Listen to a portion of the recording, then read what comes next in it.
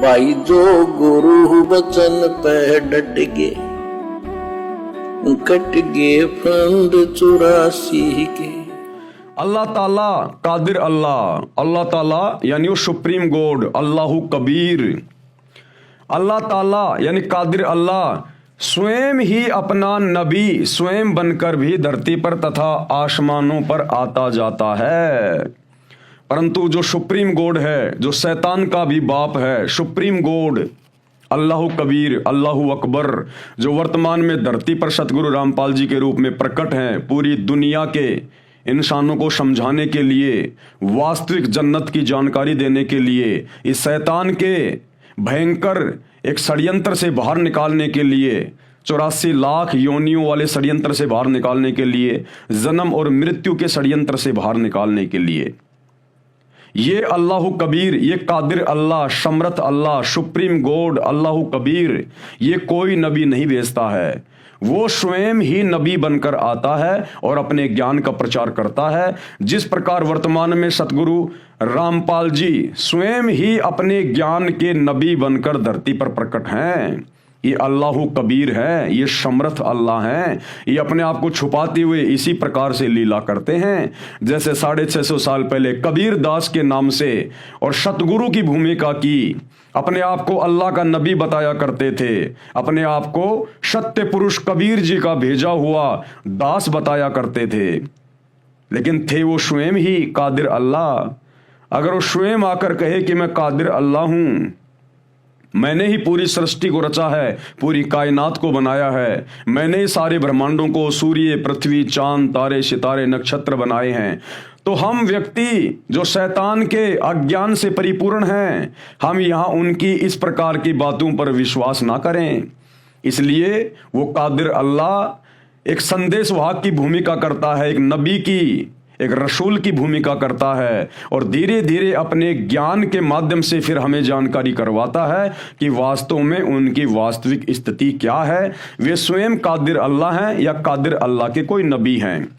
तो कहने का मतलब है कबीर परमात्मा यानी सुप्रीम गॉड अपना नबी धरती पर स्वयं ही बन के आता है, यानी भ्रमण करके अपनी जानकारी बताता है, यथार्थ ज्ञान देता है, यानी सच्ची इबादत बताता है। अल्लाह ताला कबीर जी अपने नबी तथा रसूल भी धरती पर भेजता है। कौन से नबी और रसूल धरती पर भेजता है? ये कबीर अल्लाह जब यहां आता है अपने ज्ञान का प्रचार करने के लिए, तो ये परमेश्वर कुछ आत्माओं को अपना गवाह बनाने के लिए, ताकि हम अन्य लोगों को विश्वास हो कि वास्तव में कोई सतलोक भी है, कोई सचखंड भी है, और वास्तव में ये शैतान डुप्लीकेट अल्लाह है, ये डुप्लीकेट खुदा बना हुआ है और ब्रह्मा विष्णु महेश के माध्यम से हमारे को यहाँ पर जन्म और मृत्यु के चक्कर में बांधा हुआ है। इन सब बातों की जानकारी आप और हम तक अच्छे से पहुंचाने के लिए, ताकि हम विश्वास कर सकें, जब ये कादिर अल्लाह स्वयं धरती पर संत रूप में, बाखबर रूप में आता है, उसके बाद ये अपना ज्ञान प्रचार करता है और कुछ एक आत्माओं को, जो अच्छी आत्मा होती हैं, उन आत्माओं को फिर ये कादिर अल्लाह अपने सतलोक लेकर जाता है, सतलोक दिखाने के लिए। जैसे 650 साल पहले आदरणीय धर्मदास जी को सतलोक लेकर गए, उसके बाद सिख धर्म के प्रवर्तक श्री नानक जी को सतलोक लेकर गए, आदरणीय गरीबदास जी को सतलोक लेकर गए, आदरणीय दादू जी को सतलोक लेकर गए, आदरणीय गीसा संत जी को सतलोक लेकर गए, आदरणीय मलुक दास जी को सतलोक लेकर गए। तो ये परमेश्वर उन आत्माओं को अपने सचखंड में लेकर जाते हैं और सारे ब्रह्मांडों की वास्तविक स्थिति से परिचित करवाते हैं। उन आत्माओं को सर्व ब्रह्मांड पार करते हुए ब्रह्मा विष्णु महेश के लोक भी दिखाते हैं कि भाई देखो, ये बैठा ब्रह्मा, ये बैठा विष्णु, ये बैठा शंकर जी अपने अपने लोक में, और देखो किस प्रकार से ये शैतान अपने इन बेटों को निमित्त बनाकर तुम आत्माओं को यहाँ पर फंसाता है। ब्रह्मा जी रजोगुण प्रधान देवता है, तुम जितने भी स्त्री पुरुष हो या पशु पक्षी हो, इस ब्रह्मा जी के रजोगुण के प्रभाव से आपस में बच्चे पैदा करते हो।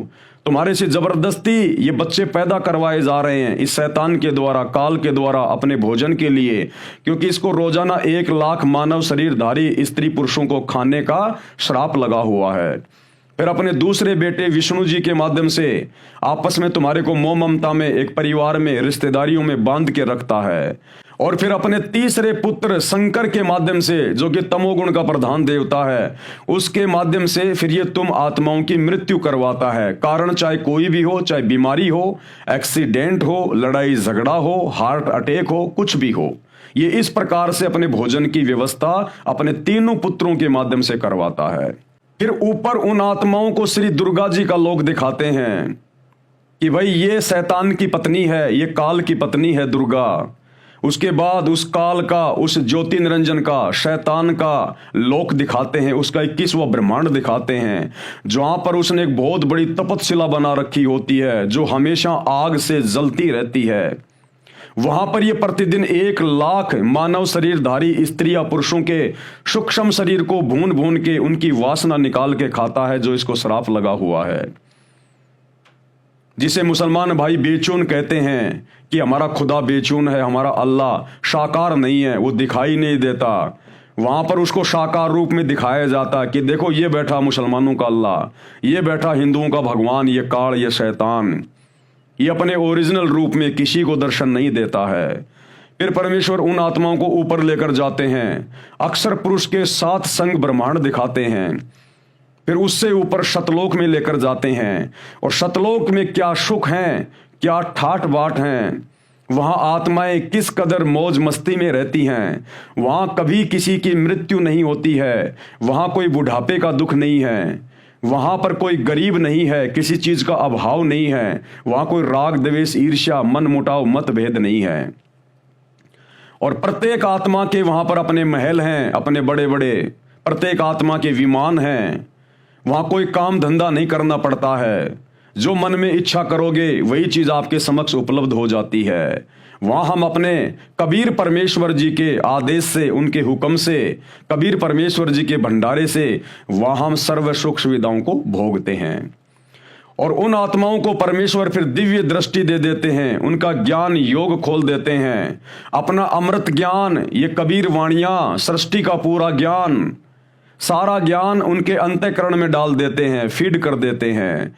और फिर उन आत्माओं को वापस पृथ्वी पर शरीर में छोड़ देते हैं। और वे आत्माएं फिर अपने अल्लाह कबीर का, अपने कबीर परमेश्वर का वो सत ज्ञान फिर वाणियों के माध्यम से, दोहों के माध्यम से आगे प्रचारित करते हैं। और गरीबदास जी ने उसी ज्ञान आधार से आगे चलकर 24,000 वाणियों से युक्त पवित्र सदग्रंथ साहिब की रचना की, जिसको सूक्ष्म वेद यानी 5वां वेद कहा जाता है। धर्मदास जी ने उसी ज्ञान के आधार से कबीर सागर की रचना की, जिसको 5वां वेद सूक्ष्म वेद कहा जाता है। आदरणीय नानक जी की उन्हीं वाणियों का संग्रह करके, जो सतलोक देखने के बाद उन्होंने बोली और कही, आगे चलकर श्री अंगद देव जी के द्वारा गुरु ग्रंथ साहिब के रूप में जो है लिपिबद्ध कर दिया गया। दादू जी के द्वारा जो सतलोक देखने के बाद वाणियां बोली गई, जो ज्ञान बोला गया, वो दादू ग्रंथ के नाम से लिपिबद्ध कर दिया गया। इस प्रकार ये कादिर अल्लाह, अल्लाह ताला, ये कबीर परमेश्वर अपने नबी भेजता है।